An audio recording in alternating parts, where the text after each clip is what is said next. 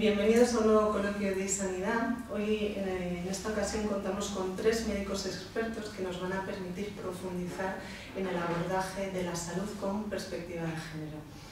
Actualmente, aunque las mujeres representan el 50% de la población mundial y el género influye directamente en la salud, a la hora del diagnóstico, del tratamiento y de la investigación clínica realmente no se establece una diferencia entre mujeres y hombres. Además, si profundizamos concretamente en los ensayos clínicos, tan solo en el 30% de estos ensayos suelen estar representadas las mujeres dentro de los pacientes incluidos. Y concretamente también en la formación universitaria, los planes de estudio de las facultades de medicina no incluyen una enseñanza de la medicina de género.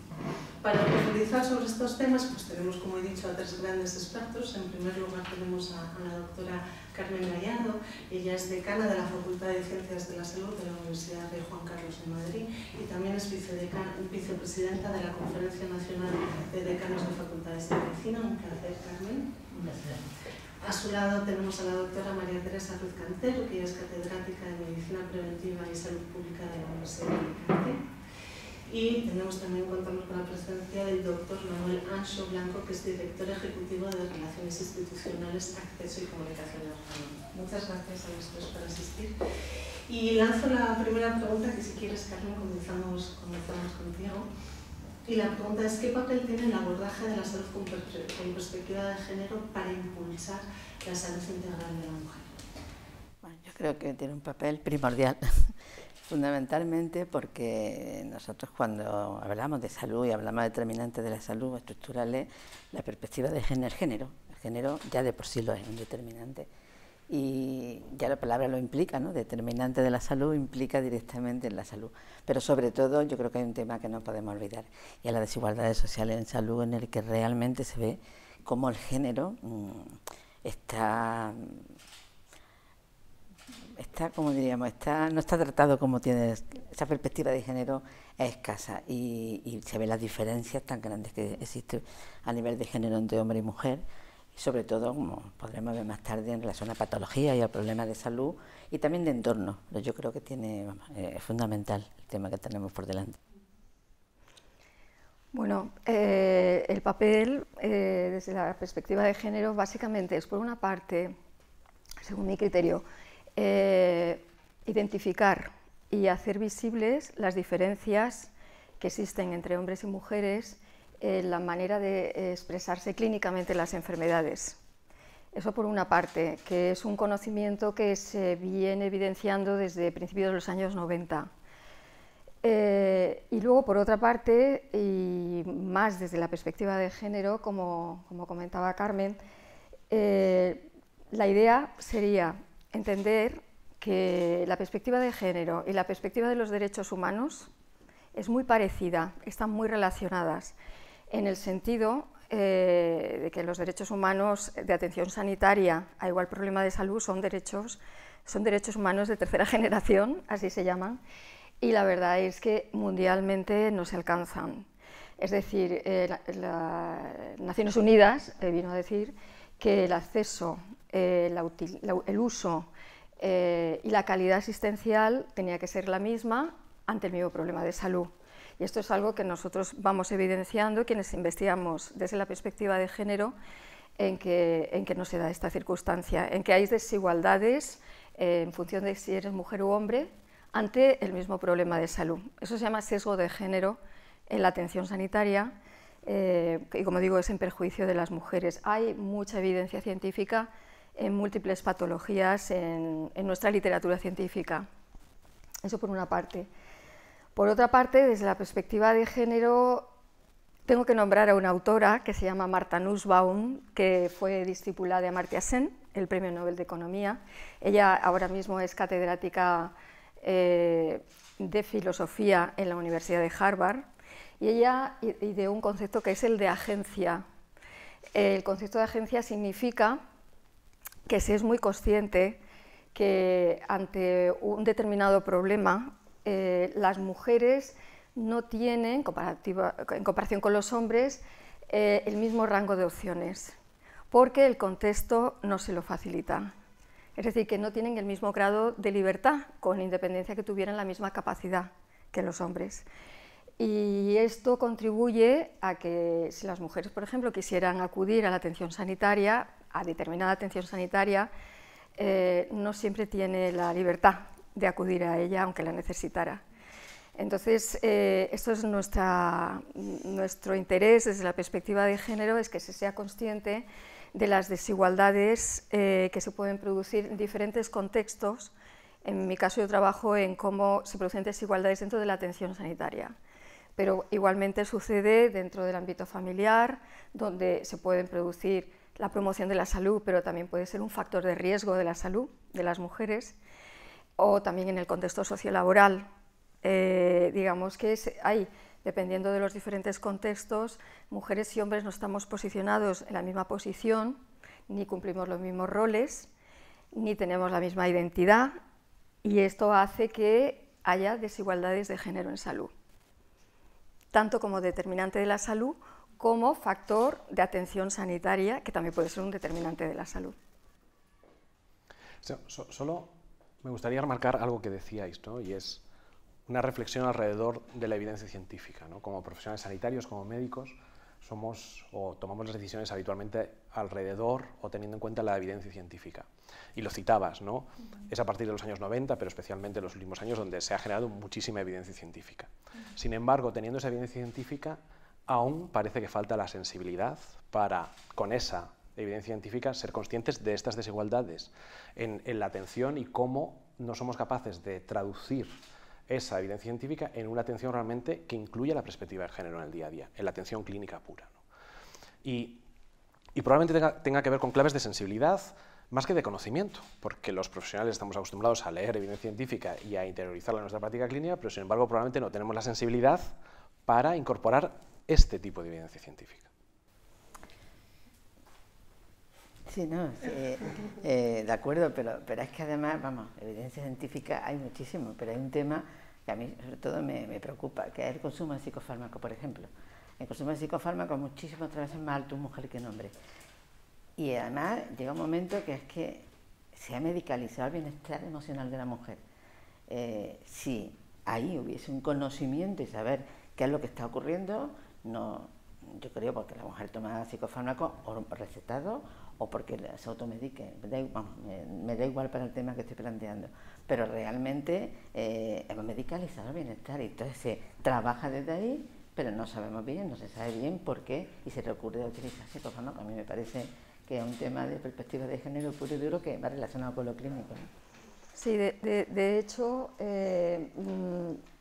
hay como un lema que utilizamos quienes trabajamos en perspectiva de género, que es que la medicina desde la perspectiva de género comparte con la medicina basada en pruebas o en la evidencia de que existen imprecisiones en la práctica profesional.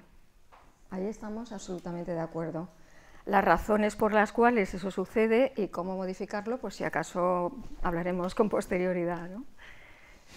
Igualmente un poco ya lo habéis hablado, pero ¿cuál es el contexto actual de la salud con perspectiva de género en el sistema sanitario y en el sector farmacéutico y qué necesidades, que son prácticamente muchas, no están cubiertas? Yo creo que, yo separaría entre el sector médico y farmacéutico. Lo separaría porque creo que la perspectiva de género en farmacia es diferente a como ocurre, por lo menos bajo mi apreciación, en el tema de mujer. Pero yo creo que en el tema sanitario, en general, lo que es la asistencia, cuando ya las mujeres médicas trabajan en el tema asistencial, al día de hoy, por ejemplo, en este momento, un ejemplo es que a nivel de colegios profesionales de médicos hay muchas más mujeres colegiadas que hace unos años.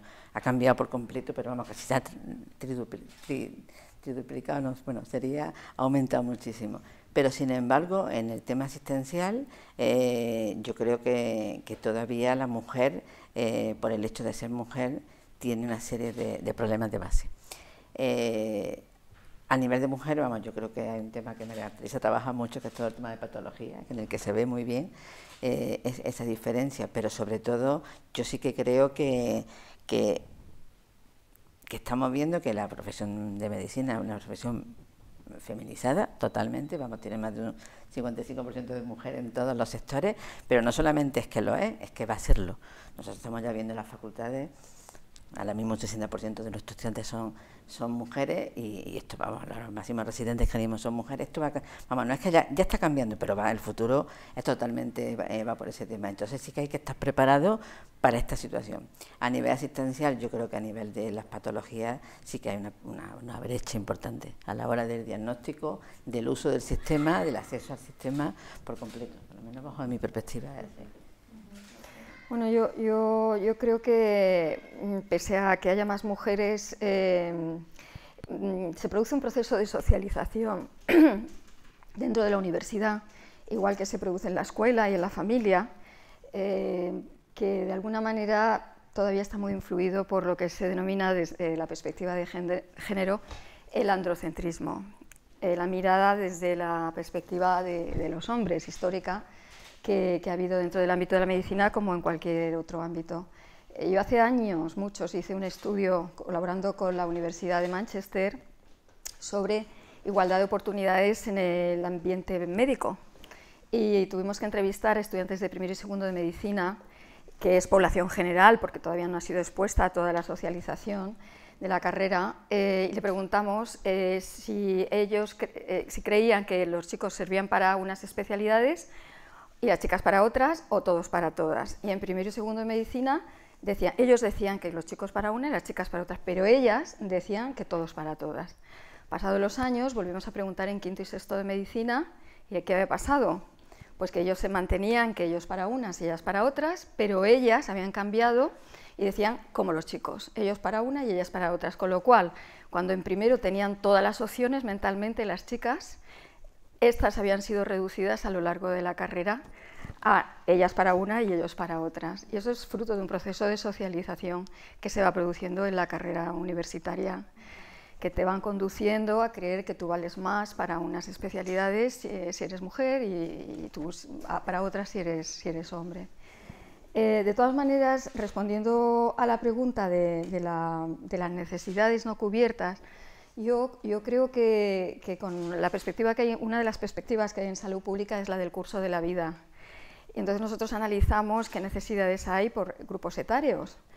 Y a mí me parece que habría que empezar desde la etapa infantil y de la adolescencia a educar para cómo va a ser las necesidades del futuro. Por ejemplo, una buena dieta, una dieta equilibrada. Esto hay que empezar desde la infancia para luego que cuando se llegue a la edad adulta pues no tener tantos problemas metabólicos como hay.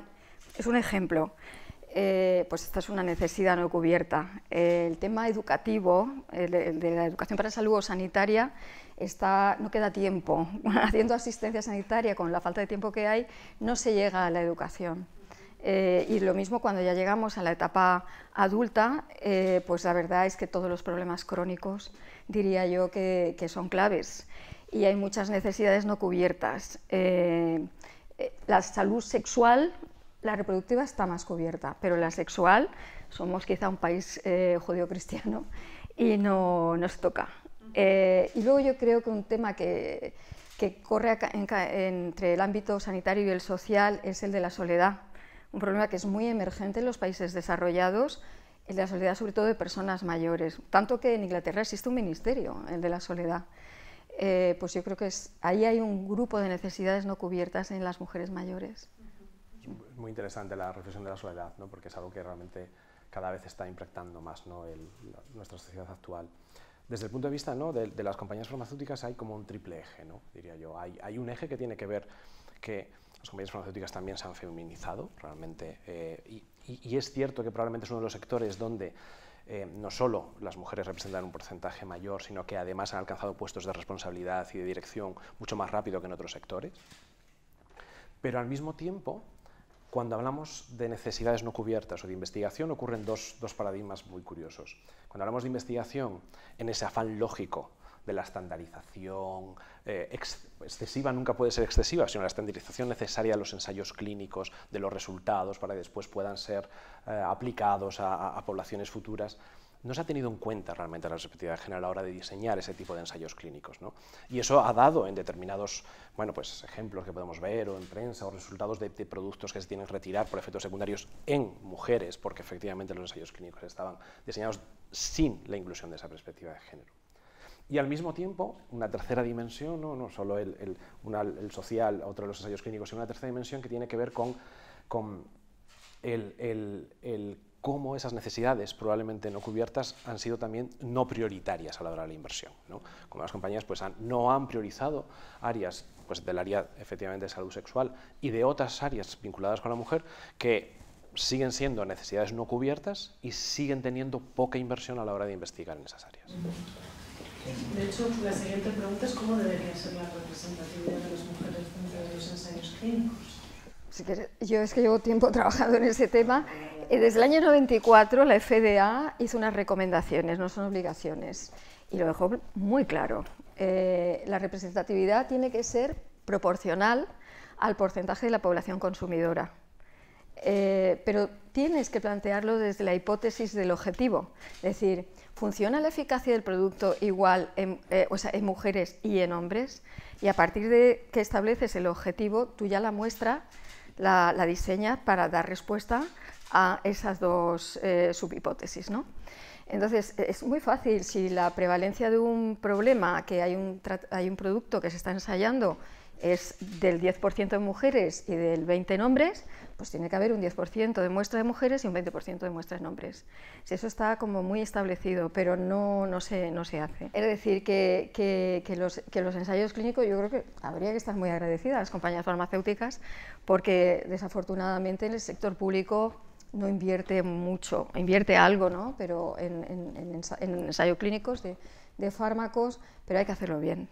Básicamente es eso, y el método se conoce.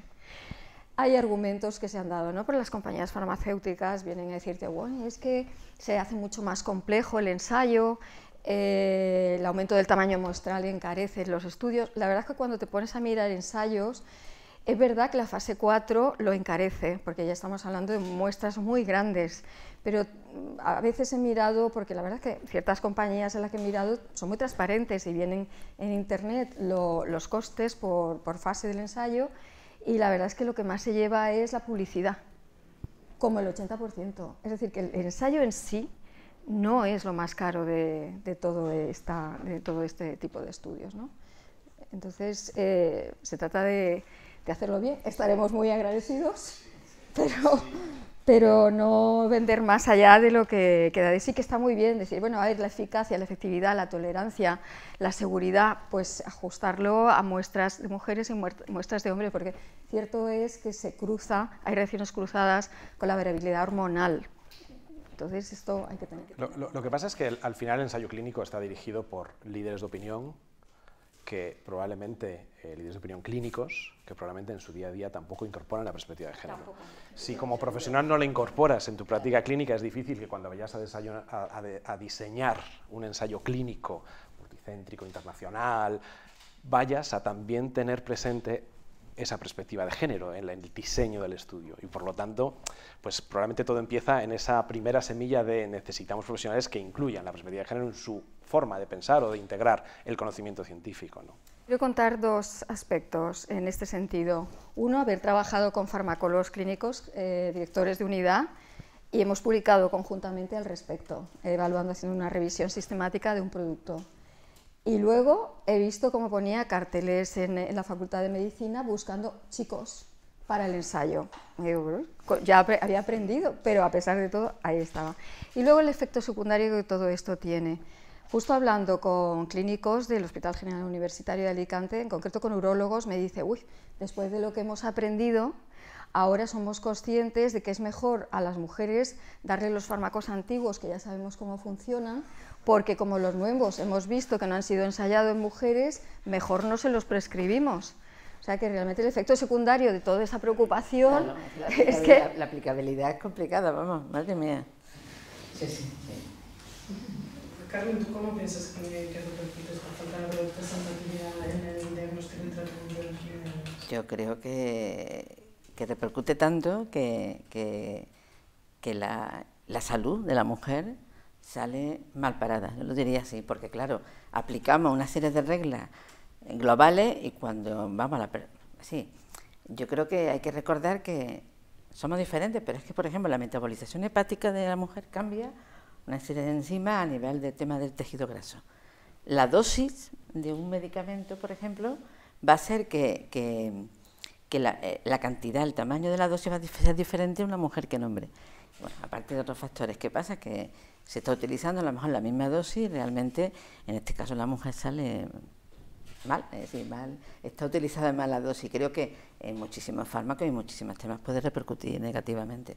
Yo sí que creo que necesitamos trabajar muchísimo en la perspectiva de género. Estamos hablando de ensayos clínicos, yo creo que es fundamental. Si no existimos, como después la aplicabilidad es lo que nos llega, vamos a tenerlo.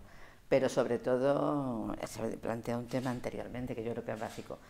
¿Dónde empezamos a fraguar que esto haya un cambio y empecemos a darle forma? Yo creo que ahí radica, para mí, parte del problema.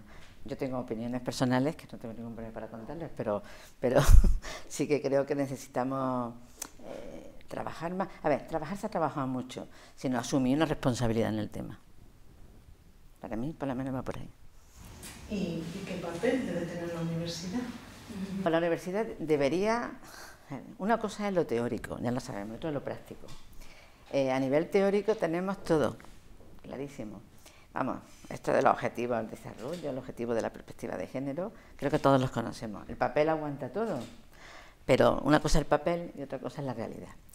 Yo creo que la universidad tiene que empezar primero a creérselo, y perdonadme que lo diga así, una cosa es lo que sabemos, evidencia y de todo. Vamos, yo creo que no habría que demostrar más del tema, pero la realidad es que cuando tú quieras aplicarlo en el día a día, hay muchísimas barreras. Vamos, yo voy a dedicar a 9 años casi y a mí me encantaría que en mi facultad, así que de Ciencias de la Salud, en el que está Medicina y otras titulaciones, esa perspectiva estuviera incorporada. ¿Hay cosas de perspectiva de género? Sí, pero todo lo que es cosas aisladas no estamos hablando de ese tema. Y creo que la universidad tiene que sentarse a tomar una decisión en este tema. A ver, nosotros, por ejemplo, de la conferencia de decanos estamos trabajando el tema de género, estamos todavía en la fase primera, estamos colaborando en un estudio para ver, primero estamos viendo dónde estamos las mujeres a nivel de medicina, ¿no? A ver en qué sitio estamos, dónde no, o mejor dicho, dónde no estamos, para tomar esa decisión. Y tenemos la idea, se ha abierto un pequeño grupo de que queremos ver la perspectiva de género, pero obviamente no ha sido la prioridad, ¿no? Ha sido una prioridad más secundaria porque hemos tenido otra y porque por lo menos existe, la tenemos puesta y está el tema. Yo sí que creo que necesitamos dar un impulso más alto. Y, por ejemplo, desde el lugar que estamos nosotros en la conferencia de decanos de medicina, será un lugar importantísimo, porque también es verdad, y ya uno con algo que tiene que ver, es decir, que ahora mismo creo que somos 14 mujeres decanas en relación a los decanos, somos 44 facultades de medicina en España. Pero yo en el 2013, que empecé siendo decana, éramos 2. ¿No? El hecho de que haya más mujeres, yo creo que sí que es verdad, pero también es verdad que cuando pusimos el grupo en marcha, parte de mis compañeros también se apuntaron rápidamente, pero minoritarios, ¿eh? No fue masivo, ¿no? de poder participar. Pero sí que creo que esto también está haciendo que empecemos a darle un matiz, un valor. Pero yo insisto, no solamente teórico, hay que creérselo y aplicarlo. Yo ya estoy cansada de la teoría, yo ya necesito la práctica diaria de aplicación, porque tengo muchos años seguramente, pero es que ya me he cansado de que el papel, todo queda tan bonito en los papeles. No, los papeles ya no, vamos a hacerlo. Bueno, yo la experiencia que tengo es amplia porque 2 años antes de la COVID me llamó la ACU, la Agencia Catalana de Calidad, y para incorporarme a una comisión, y bueno, yo representaba al área de medicina y así había otras colegas de otras áreas temáticas, ¿no? Y para hacer un documento, ¿no? Y para hacer ese documento me empapé de todo lo que había de evidencia internacional al respecto, y hay mucho publicado por muchas universidades del mundo la Universidad John Hopkins, la Universidad de Harvard, la McMaster de Canadá, universidades inglesas, italianas, alemanas, indias, en fin, hay mucha información y la propia OMS tiene un muy buen documento al respecto. Y básicamente todas vienen a decir que tienen dificultades y que tienen factores que lo facilitan y que hay lecciones aprendidas, ¿no? Entonces, una de mis experiencias, mis aprendizajes fue cuando llegué a la ACU, pregunté, ¿por qué vosotros en Cataluña lo vais a poner en marcha y el resto del Estado español no? Y me dijo, pues muy sencillo, me dijeron, porque la ley del Estado español de igualdad es muy soft, es muy fácil, pues en el articulado de educación universitaria ponía, se facilitará, se recomendará, se promocionará, y la ley catalana obliga. Cuando llegué a mi casa la bajé, y efectivamente es obligatorio, deben y se evaluará. Todos verbos con pulsorino de... Esto para mí fue todo un aprendizaje. Luego he tenido oportunidad de participar en comisiones donde los abogados del Estado matan por poner un verbo que sea muy blandito.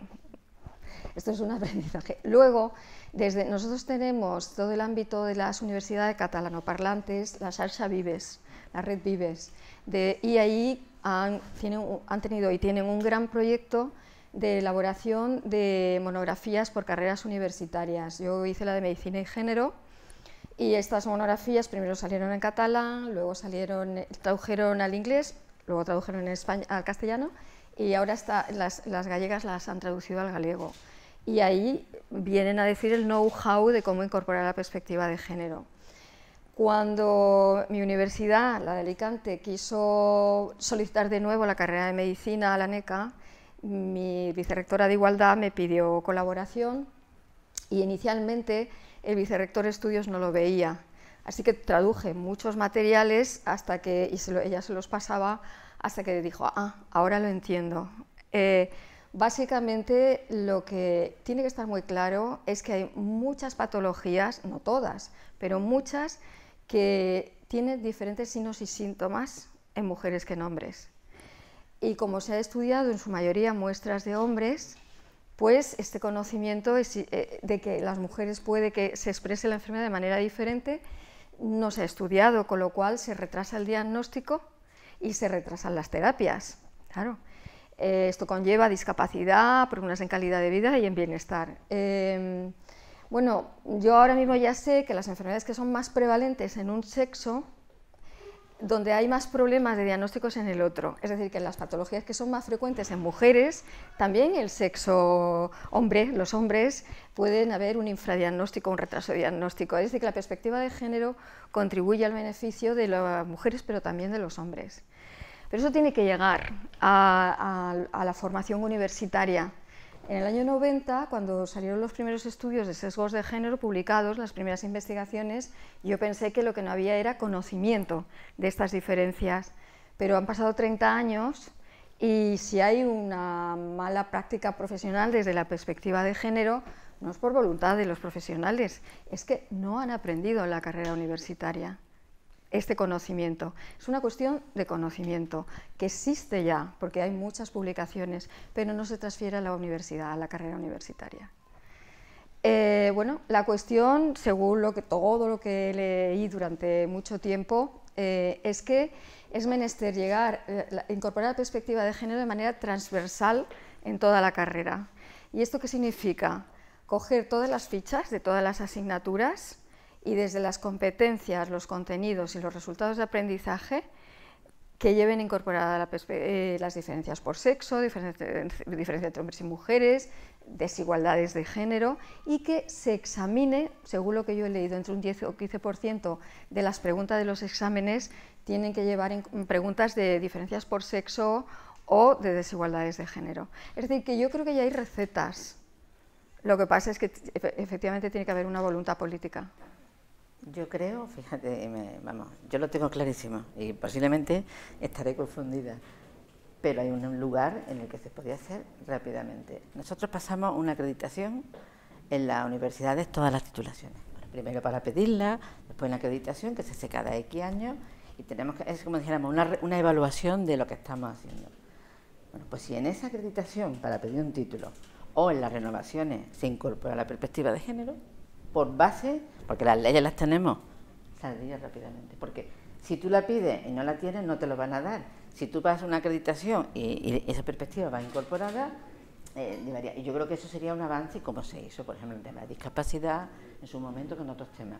Yo creo que la ley tenemos por ley, luego si somos capaces en esa agencia de evaluación que se incorpore la voluntad política que ya está, ayudaría mucho. Yo no te digo que se obligue, pero un tanto por ciento, es decir, bueno, se aplica, tenemos guías, lo tenemos totalmente estructurado, ¿no?, en el tema universitario, las asignaturas y todos los títulos. Yo creo que ahí sería un avance para mí, fíjate, creo que sería el avance mayor de incorporar la perspectiva de género, porque a partir de ahí tendría que hacerse, y ya no en tema de quiero, me apetece, no sé. Yo creo que estoy de acuerdo con María Teresa, conocimiento está, demostrar, hay manuales buenísimos y hechos, pero se quedan ahí, así que después cuando hay que aplicarlo, yo veo la dificultad que he tenido, por eso voy a la realidad, pero yo creo que si en el momento que hay una documentación, algo que te obliga, claro, todo el mundo lo hace porque sabe que si no tiene problemas para esas titulaciones, y yo creo que deberíamos de apoyarnos ahí. Yo trabajaría, ella hablaba de la CRUE ha puesto creo que es la rectora de la Jaume I, ¿puedes explicarte yo? Que es la que ha puesto para llevar todo el tema de la perspectiva de género y tal. Ahí están, todavía vamos, están trabajando en esa línea, que es también un organismo que no repercute no directamente a la universidad, vamos a ver cómo avanza, pero sigo diciendo que son las agencias de evaluación las que podríamos ayudarnos mucho para dar el impulso. ¿Y qué otras medidas podrían aplicarse para que cuanto antes pudiera aplicarse esta perspectiva de género en las dificultades? La ACU lo que ha hecho es que una vez que tiene, digamos, puesto en marcha el plan de incorporación de la perspectiva de género, innovación de género en definitiva, es estimular y facilitar la formación del profesorado que tenga interés. Y cada año pues se ofertan cursos de formación, porque claro, es verdad que no es tan fácil, tiene como todo pues su aprendizaje, ¿no?, por parte del profesorado, pero esto es fundamental. Ahora, que yo veo el principal problema en la actitud, porque hay personas que... El caso es que cuando ya le cuentas con ejemplos concretos, con datos, te dicen: ah, bueno, pero esto es diferente al sexismo en el lenguaje, te lo puede decir un rector, ¿eh? Esto sí, porque esto de las diferencias en sintomatología y las consecuencias de no tenerlo en mente, esto es grave, pero es necesario llegar ahí, ¿no?, facilitar este abanico de conocimiento que existe y que tenga la actitud el profesorado de aprenderlo, dejar un hueco en su vida profesional y aprenderlo. Y luego, bueno, quizá para la última pregunta, pero también serviría para esta, ¿no?, el tema de ¿y qué pueden hacer otros agentes que todos podemos hacer, ¿no? Por ejemplo, quien se ha puesto las pilas son los editores de revistas científicas. Las mejores revistas científicas, y en concreto las de ciencias básicas, más que incluso las clínicas, ya tienen unas recomendaciones de incorporación de la perspectiva sexo-género a los artículos, de tal manera que cuando les llegan artículos de ensayos clínicos con ratones, como solamente sea con un sexo, con machos, ratones machos, que es lo habitual, devuelven los artículos y les dicen: está muy bien, cuando ustedes hagan el mismo tipo de ensayo en ratones hembras, vuelvan a enviárnoslo, que lo publicamos. Yo creo que son los más proactivos y está muy bien, yo siento que es una gran fortaleza, pero yo creo que todos somos sujetos de apoyar con transferencia del conocimiento y divulgación científica. Y bueno, pues yo creo que todavía, claro, por ahí lo que he leído en algunos artículos es que en las universidades existen lo que le llaman agent change, agente de cambio, que es alguien que contribuye, colabora con el profesorado que quiere poner en marcha, no todo, porque tampoco puedes poner una asignatura toda ella en marcha desde la perspectiva sexo-género, pero una parte de ella pues colabora. Las universidades, muchas, tienen también una bolsa de profesorado que tiene formación de género para ir buscándolos y promocionándolos y apoyándolos y reconociéndolos económicamente por tener este tipo de formación, ¿no? Entonces, Yo creo que dependiendo del colectivo tenemos diferentes funciones. Y de hecho yo creo que has planteado una cosa muy interesante. Nosotros estamos en un momento de la innovación para todo, ¿no? Esa estrategia para pasarla por innovación, ¿no? Vamos a crear grupos de innovación que yo creo que ahora mismo se premia, ¿no? En todas las universidades, en todas, incluso para docencia, para muchas, y desde ahí será un lugar. Pero hay, vamos, no me acuerdo bien el dato, pero hay un estudio que se hizo hace varios años, que lo hizo una profesora de anatomía, creo que de la Universidad de Zaragoza, que estudió en atlas de anatomía, en 20 de los atlas más utilizados en diferentes países, y creo que hizo una revisión de 11.000 y pico, en el que realmente el cuerpo que se presenta es el cuerpo de varón, de hombre, en el que no, vamos, aparece totalmente blanco, con una, si no aparece en los atlas de anatomía, siguen siendo el cuerpo de varón el que aparece, no el de la mujer. Vamos a primero de carrera. Seguimos ahí. Y por añadir, yo creo que la actitud que citabas, la actitud se construye mucho desde la curiosidad y desde los prejuicios, ¿no? Y probablemente para romper prejuicios y generar curiosidad, para cambiar esa actitud, probablemente lo que hace falta es también mucha sensibilización, difusión, el poner en común esa evidencia científica, ya no solo en profesorado, sino en todo el colectivo, ¿no? Sanitario. Y probablemente desde ese posicionamiento de difusión podremos ser capaces de generar esa actitud, por lo menos de curiosidad para conocer, y porque si eres capaz, como bien decías tú, cuando explicas y cuando vas al dato, efectivamente tu interlocutor dice siempre, pero sí, de lo que estás hablando tiene sentido. Es decir, tenemos que romper esa primera barrera para generar una mirada diferente a la hora en el trabajo, ¿no? Yo creo que ahí tenemos todos muchos roles, ¿no? Y nosotros intentamos jugar ese rol también, pero creo que muchos agentes dentro del sistema deberíamos intentar empujar en la misma dirección. En este sentido, por donde yo veo, por lo que leo y veo que van las cosas, es que por lo visto nosotros tenemos, cuando aprendemos medicina o cualquier otro tipo de carrera, se nos ancla un conocimiento y luego es muy difícil cuando hay nuevo conocimiento sustituir ese antiguo conocimiento por el nuevo. Estos se llaman sesgos de anclaje.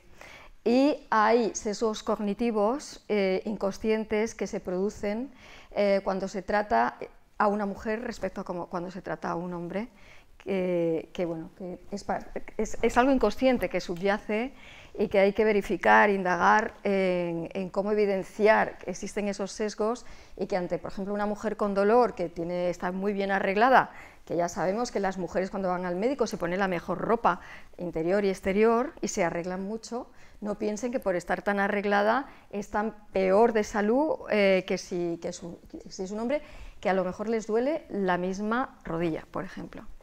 ¿Vale? Entonces, el tema de los sesgos cognitivos habrá que seguir indagando para ver cómo resolver el problema de la actitud.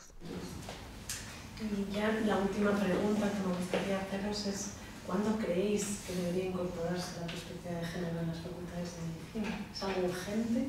Sí, yo creo que sí. Yo desde primero, del proceso entero, yo vería el plan de estudio completo y sobre ese trabajaría. Creo que no podemos parcelar. Y creo que a lo mejor empezar valorando. Yo creo que, yo no empezaría, pero yo creo que, fíjate, yo a lo mejor plantearía un grupo de gente, siempre eso funciona, ¿no? Gente cercana, que le interesa, que sabe o que se puede formar, y a partir de ahí, ese grupo, yo creo que a la larga, pasa con el tema de digitalización y con lo que hemos llegado, ha sido por necesidad, pero gente que jamás hubiese dado una clase de tal, se ha incorporado, han aprendido, o no hemos aprendido todo y se ha hecho. Es una cosa mucho más, ¿no? A lo mejor de otro tipo, pero yo sí que creo que un grupo que se motive, que tal, y cuando la gente vaya viendo el proceso de aprendizaje, yo creo que funcionaría, pero yo creo que deberíamos de empezar ya, años llevamos, pero me refiero que empieza a verse, yo sí que creo que es necesario, porque sobre todo, pues hay muchísima gente joven que a lo mejor está sumamente preparada y lo tiene claro, pero las que llevamos ya tiempo, que también lo tenemos claro, deberíamos de seguir apretando un poco para que esto funcione. Yo sí que creo que hay que empezarlo ya, no podemos dejarlo. Pues yo también creo que hay que empezarlo ya tenemos mucho conocimiento internacional, se trata de ponerse mano a la obra. ¿Y sabéis por qué? Solamente ya con esto acabo. En un estudio canadiense publicado en la revista de Medicina Interna, se estudió por qué no habían derivado los pacientes de problemas cardíacos a una coronariografía, y al año miraron que aquellos que no habían sido derivados habían muerto mucho más que los que sí habían sido derivados. Y le preguntaron a los médicos que habían tenido que hacer la derivación, y unos la hicieron y otros no, ¿por qué no la habían derivado? Y dijeron que el 64,8% porque no se habían dado cuenta que era grave. Implica mortalidad, por eso es urgente. Manuel, desde tu punto de vista, ¿qué piensas? Bueno, ¿Cómo ayudar? Sin lugar a dudas creo que estoy de acuerdo con vosotras, ¿no? Que es necesario e inminente, y cuanto antes mejor, ¿no?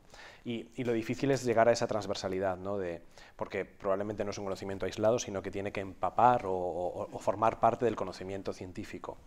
Y ahí, cuantos más estemos implicados, mejor, porque probablemente más direcciones podremos empujar desde direcciones diferentes, pero en la misma dirección, para poder construir una realidad donde se pueda incluir la perspectiva de género dentro de la práctica.